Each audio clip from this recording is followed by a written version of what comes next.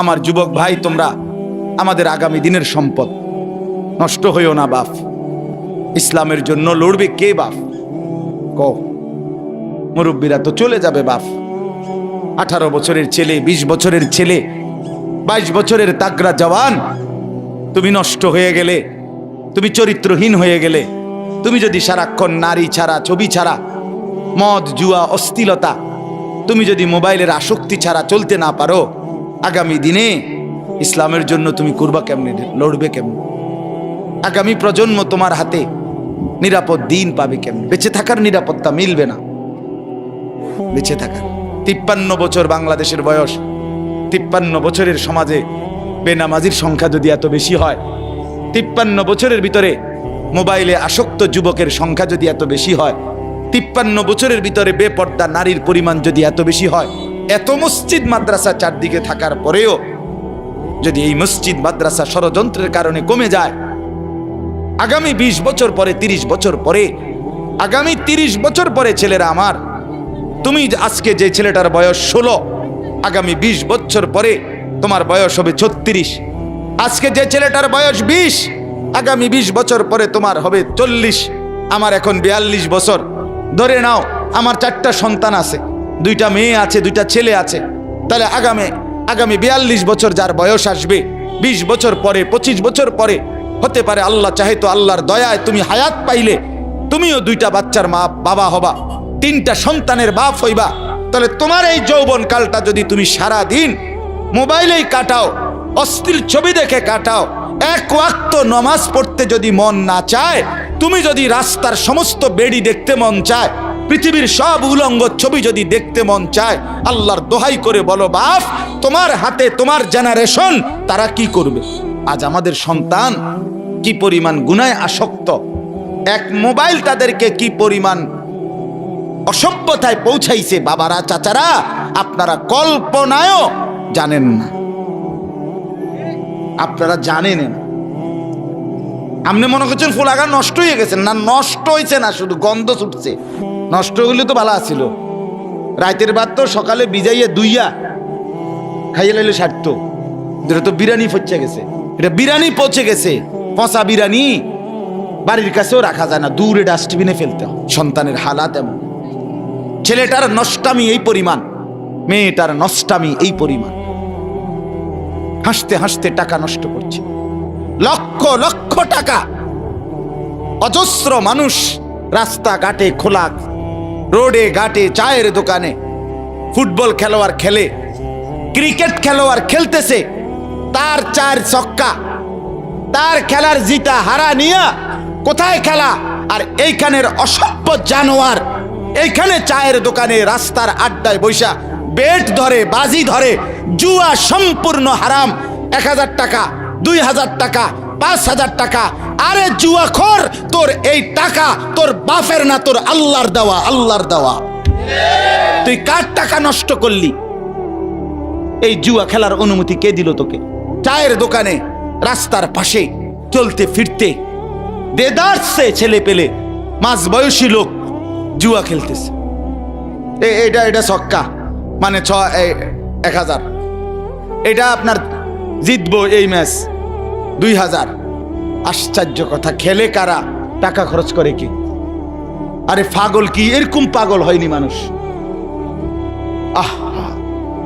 একটা টাকা যেই কামাই করুক, আরে ভাইয়া তুমি কামাই করো আর তোমার বাপে কামাই করো, বিদেশে হোক আর লন্ডনে হোক, কেউ সিরা সাবাইয়া কামাই করে না।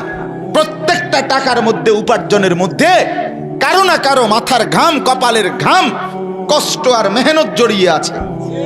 টাকাটা কি এমনি চলে আসছে? এটা তো তুমি যে 2 আঙ্গুলে টিপ্পা অনলাইনে টাকাগুলো শেষ করে দিলা, মোবাইলটা টিপ্পা, তুমি যে অনলাইনে জুয়া খেলে টাকাটা শেষ করে দিলা, এইভাবে তো রাজার ভান্ডারও ফুরায় যাবে, এভাবে তো 7 রাজার ধনও শেষ হয়ে যাবে। আমি অনুরোধ করছি বাপ, আমাদের সমাজগুলোতে খুব বেশি আমার পরিচিত জন, মানে অর্থাৎ এই পরিমাণ আশ্চর্য যে নিজের কষ্টের অর্জিত টাকা এইভাবে জুয়া খেলে, খেলোয়াড়দের পিছন দেখে দেখে, খেলোয়াড় খবরও নাই, হেতে হেতের খেলা খেলে। আর আমার সন্তান, আমার বাবারা, আমার ভাইরা এখানে বৈশা জুয়া খেললা টাকাটা শেষ করতেছে। আল্লাহ তাআলা আমাদের প্রত্যেককে রহম করেন। কোরআনুল কারীমের মধ্যে আছে মদ এবং জুয়ার মাধ্যমে এই বেট বলেন, আপনারা কি বেট কর না? কিতা বেট, বাজি, বাজি ধরা আর কি, কথা বোঝেন নাই আপনারা? এটা আছেনি আপনার এলাকায়? হ্যাঁ, এই ডাকাতরে বলবেন তুই ডাকাত, তুই জুয়ারি, তুই নিকৃষ্ট পাপী বেটা, তুই নিকৃষ্ট পাপী, তুই এই সমাজ নষ্ট করে দিলি, তুই আগামী প্রজন্ম শেষ করে দিলি বেটা। জুয়াখোর তার পরিণতি এই বেট বলেন, বাজি বলেন, জুয়া বলেন, জুয়ারি শেষ পর্যন্ত নিজের বউ, নিজের মেয়ে, নিজের ছেলে, নিজের আপনজনের ইজ্জত বিক্রি করতেও লজ্জাবোধ করে না। এত নিকৃষ্ট হয়ে যায় মানুষ। শেষ পর্যন্ত বউ বেচ চালায়, শেষ পর্যন্ত সন্তান বেচ চালায়। নিকৃষ্ট পরিণতি। কোরআনুল কারীমে আছে শয়তান তোমাদেরকে, আল্লাহ বলছে মদ এবং জুয়ার মাধ্যমে শয়তান তোমাদের পরস্পরের মধ্যে আদাওয়াত, শত্রুতা তৈরি করে, তোমাদেরকে আল্লাহর স্মরণ ভুলায়া দেয়, তোমাদেরকে নামাজ ভুলায়া দেয়। ইউকিউল আদাওয়া, আদাওয়াত তৈরি করে।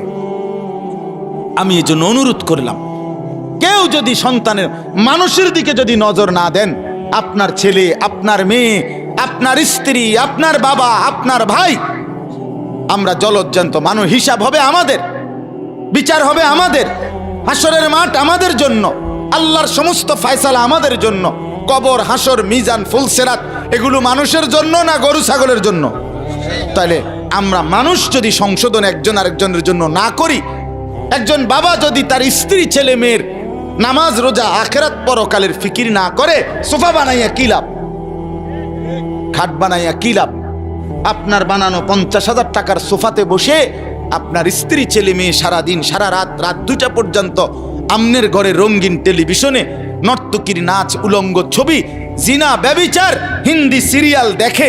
এটার মধ্যে আপনার এই সোফা আপনার ব্যবহৃত ঘরের সামান, অথচ আপনার বিবি বাচ্চা নাফরমানি করছে। আল্লাহর কসম, কসম আল্লাহর, আপনি মৃত্যুর পরেও যতদিন এই গুনার সামানগুলো থাকবে, এই রঙিন টেলিভিশন যতদিন থাকবে, যতজন আপনার বউ বাচ্চা, নাতি নাতনি, ফুতের বউ, ছেলের বউ, মেয়ের জামাই রঙিন নাচ গান দেখবে, আল্লাহর কসম এই কোরআন ধরে বললাম, আপনার আমল নামায় ওই নাফরমানদের গুনার 100 সমান গুনাহ আপনার নামও লেখা হবে। অর্ধেক অর্ধেক না, সমান সমান। অর্ধেক অর্ধেক না, কদ্দুর কদ্দুর, সমান সমান। কানা আলাইহি মিনাল ইসম মিসলু আসামে মান তাবিআহু। মিসলু মানে সমান, অর্ধেক না, 20% না, 100%। নেক কাজও যেটা রেখে গেছেন, মসজিদে দিয়ে গেছেন, মাদ্রাসায় দিয়ে গেছেন, এখানে যত বাচ্চা আল্লাহর কোরআন পড়বে, আপনার মৃত্যুর পরে আমল নামা এদের নেকির সমান আপনার নামও আসবে, কোনো সন্দেহ নেই। অর্ধেক অর্ধেক না, 50-50 না, সমান সমান। আল্লাহ আমাদেরকে বুঝ দান করে। এজন্য আমার বাপ, আমার ভাই, আমার বন্ধু, আমরা পরিবর্তন চাই, বদলাইতে চাই। জিন্দেগি সুন্দর করেন, জীবনের কদর করেন। আমার যুবক ভাই, তোমরা আমাদের আগামী দিনের সম্পদ, নষ্ট হইও না বাপ। ইসলামের জন্য লড়বে কে বাপ? কও। মুরব্বীরা তো চলে যাবে বাপ।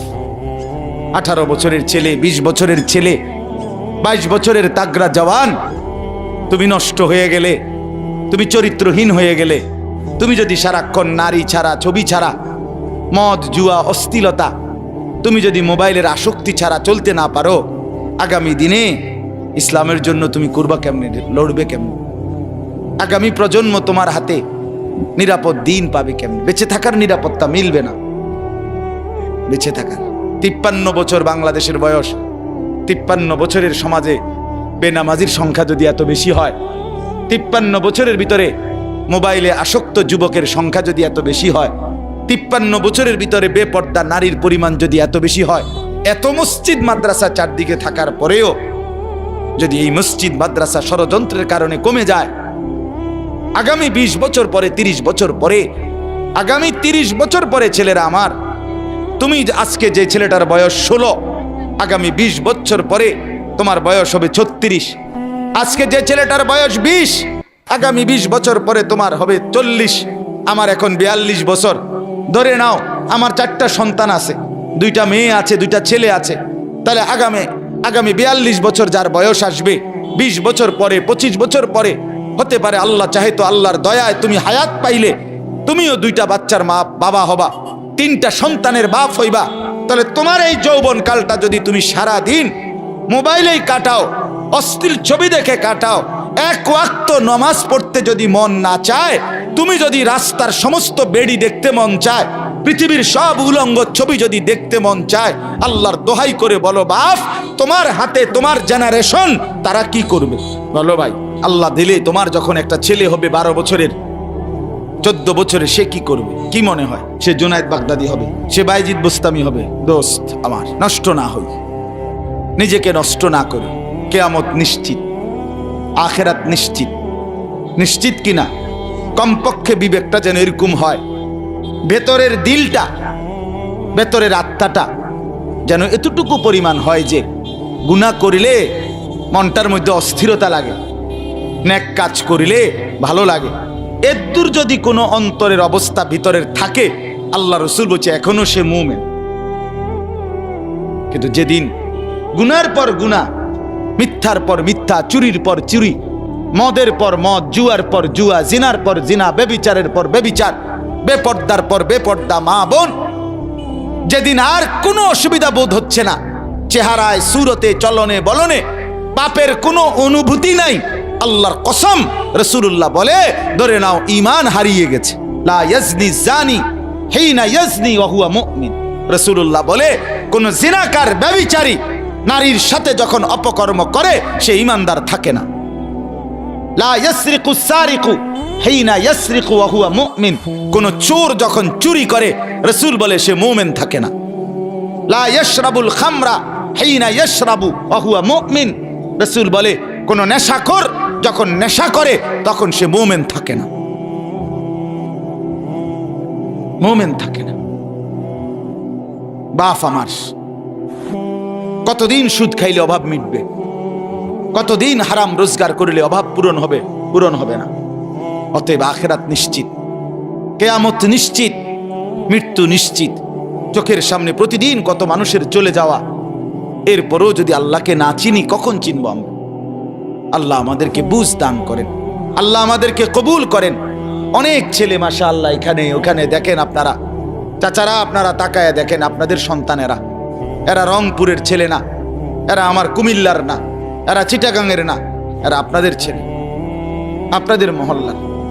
আপনারা একটা নজর একজন মুরব্বী তারাইয়া দেখেন, আপনাদের এই ছেলেদের দিকে তাকাইলে দেখবেন কমপক্ষে 90% নামাজ পড়ে না। আপনি দেখেন, আমারও কোন আমি দাঁড় করাই, তোমাদের চেহারা দেখলে তো বাপ বোঝা যায়। আহা, এজন্য বললাম আমার ছেলেরা, চেহারা দেখলে তো বোঝা যায় বাপ তুমি যে এক ওয়াক্ত নামাজও পড়ো নাই।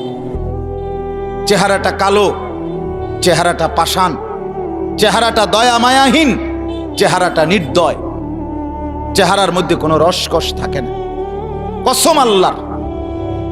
হযরত আব্দুল্লাহ ইবনে মাসউদ বলছে প্রত্যেকটা গুনাহ চেহারা কালো করে, সাওয়াদুন ফিল ওয়াজহ। প্রত্যেকটা গুনাহ, একবার নারী দেখছো একবার কালো হইছে, আবার আরো আরো আরো, প্রত্যেকটা গুনাহ সাওয়াদুন ফিল ওয়াজহ, চেহারা কালো করে। জুলমাতুন ফিল কলব, অন্তরটা অন্ধকার করে।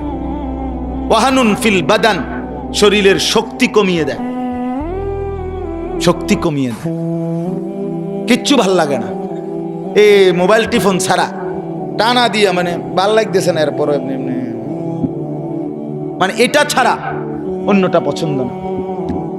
শরীরের দুর্বলতা, অক্ষমতা, ব্যর্থতা, কাপুরুষতা, যৌবনের ক্ষমতা শেষ, শারীরিক সক্ষমতাও শেষ, প্রয়োজনের মুহূর্তে আর কিছুই থাকে না। নিজের হাতকে অপকর্ম করে নষ্ট করে দিছ, শরীরটাকে শেষ করে দিছ, নিজের লজ্জাস্থানকে নষ্ট করে ফেলছ, হায়াত বরবাদ করে দিছ। অচিরেই দুনিয়াতেও আফসোস মিলবে, আখিরাতেও আফসোস মিলবে। হ্যাঁ, আমি খোলামেলা কইলাম, হিম্মত করে কইলাম, সাহস করে বললাম। এজন্য হযরত আব্দুল্লাহ ইবনে মাসউদ বলেন, চেহারা কালো হয় গুনাহ, অন্তর অন্ধকার হয়, শরীর দুর্বল হয়। 4 নাম্বার, দাইকুন ফির রিজক, রিজিক সংকীর্ণ হয়, রিজিক কমে যায়। 5 নাম্বার, বুগদাতুন ফি কুলুবিল খালক, সমস্ত মানুষের অন্তরে ঘৃণা তৈরি করে। কোন মানুষ এই নাফরমানকে পছন্দ করে না। কথা বলেন। 2 জন এক লগে জুয়া খেলে, আপনি এর এক লগে হেরা এক সমান না। আজ 3 বছর এক লগে জুয়া খেলে, আপনি মনে করেন এখান থেকে একজন রে আপনি আলগা ডাইকা জিগান, তোর দোস্ত কেমন, কবে 1 নম্বর সিটার। হ্যাঁ, কি কন বলবে না? বলবে সিটারের সর্দার, বাট পার। কি রে কস, তোর লগে চলে, একসাথে জুয়া খেলস, তুই কেমনে তারে খারাপ কস? ওমা, তো আমি কি হেরে কি আব্দুল কাদের জিলানী কইতাম? এ বলবে এই কথা। এ কি বলবে, আমি কি জুয়ারি রে বুঝি আমি বালা কইতাম? আমি বালা কম কেমনে? আর মন্দ লোকেও মন্দকে মন্দ বলে, ভালোরাও মন্দ বলে। আচ্ছা, একজন লোক নামাজি, আপনি একটা জুয়ারি মদখোরকেও জিগান, ভাই উনি কেমন? সে বলবে, ভাই আমি খারাপ হইতারি, কিন্তু সে ভালো। ঠিক কিনা বলেন না কেন? আমি মানুষটা খারাপ, কিন্তু ভাই এটা সত্য যে এবার নামাজ পড়ে। তাহলে ভালোকে মন্দও ভালো বলে, ভালোও ভালো বলে। এই জন্য বন্ধু, চেহারা কালো হয়ে গেছে অনেকে। দেখো তুমি, দেখো দেখো দোস্ত, কোনোভাবেই তোমার মধ্যে স্বস্তি নাই। চুল কেমনে রাখলে তোমার থেকে তৃপ্তি, তুমি আজও সিদ্ধান্ত নিতে পারলা না। তোমার এটা ব্যর্থতা না? কোন প্যান্টের কোন মডেলটার উপরে তোমার তৃপ্তি হয়, আজকে এতদিন হয়েছে তুমি এটার স্থির হইতে পারলা না। অস্থিরতা, এটা তো অনেক বড় একটা ত্রুটি। অস্থিরতা যে আমি কেমনে সুন্দর লাগে আমারে, আমি এটাই ফয়সালা করতে পারলাম না। তো তোমার বাত রান দেখে তুমি বেকুবের বাত, আহাম্মক কোথাকার বেটা। আমি তো 42 বছরে কোনোদিন আর ডিজাইন বদলাইতে হয় নাই, ডিজাইন বদলাইতে হয়। তুমি তো অস্থির, তোমারে তো দুশ্মনে অস্থির বানায় দিছে। একবার বলছে ডান দিকে চুল বড় কর, আরেকবার বলছে বাম দিকে চুল বড় কর, আরেক দিকে বলছে সামনের দিকে চুল বড় কর, আরেকবার বলছে এদিক দিয়ে একবার সাদা বানাই এলা, এদিক দিয়ে বাড়াইয়া রাখ, আরেকবার বলছে এবার এদিক দিয়ে সাদা বানা। হায় হায় রে, তুমি একটা বার, আমি যদি এখানে এই ছেলেটারে বলি, এই তোমারে আমি কইলাম যে একবার ডাইনা তুডাও, উডাও, নামাও, বামা তুডাও, ঠ্যাঙ্গাল গি দাও, তো একবার কইলাম ঠ্যাঙ্গাল গি দাও, একবার কও ঠ্যাং নামা, তো তুমি